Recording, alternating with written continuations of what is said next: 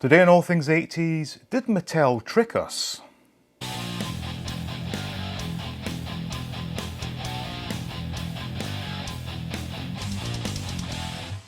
Welcome back to All Things 80s. Now, when Mattel released the Masters of the Universe Origins line, it was met with universal support with the one caveat, which was the head sculpts of He-Man and Skeletor looked weird. Now, given that this was a brand new line based on a vintage line of figures, people like me snapped them up and were just happy to have something that took us back to our childhoods, and we were able to sort of overlook the weird head sculpt. Now, shortly after these were released, the Battle Armor He-Man and Skeletor came out in a deluxe set, which contained an alternate head, which was the vintage head sculpt.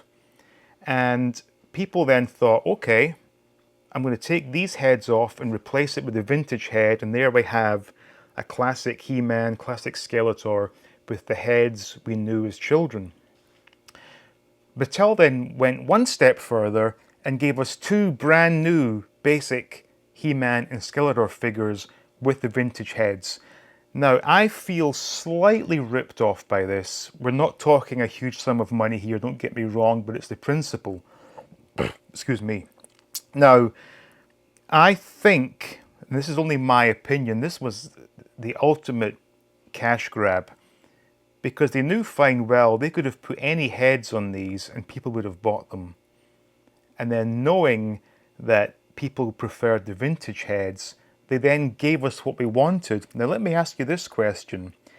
If these had been released in the very first wave with the vintage head sculpts, and then they released these figures with the weird head sculpts, would you have bought those? I don't think you would, because I certainly wouldn't have.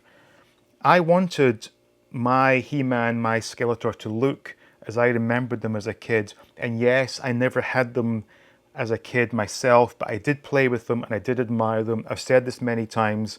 I wanted the figures, but my parents made me choose Star Wars or Masters of the Universe, and I stuck with Star Wars. So there we go. So, do you think that Mattel knew what they were doing and thought they could get double the sales? I think possibly. Now, as I said, we're not talking huge sums of money here. And if anyone is interested, I have a link in the description where you can actually get these two vintage head sculpt figures from Amazon. And they are actually below street price, which is quite remarkable. The one caveat to that is the chances are your Skeletor will arrive with the bubble loose. I am now the third person to comment that Skeletor arrived and the adhesive used to keep the bubble on the cards just completely failed. And as it was, mine arrived and the bubble was off and the comic was just missing from the shipping box. Not a big deal for me, but just bear that in mind.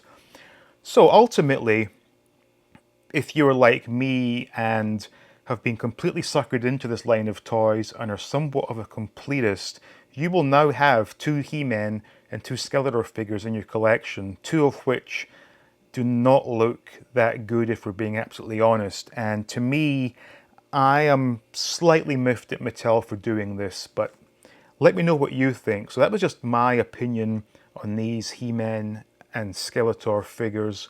And like I said, if you are interested in getting the proper heads, they are available on Amazon, link in the description. So thank you all for watching. Special thanks goes out to the patrons. Please like, please subscribe, and stay tuned for more videos from All Things 80s.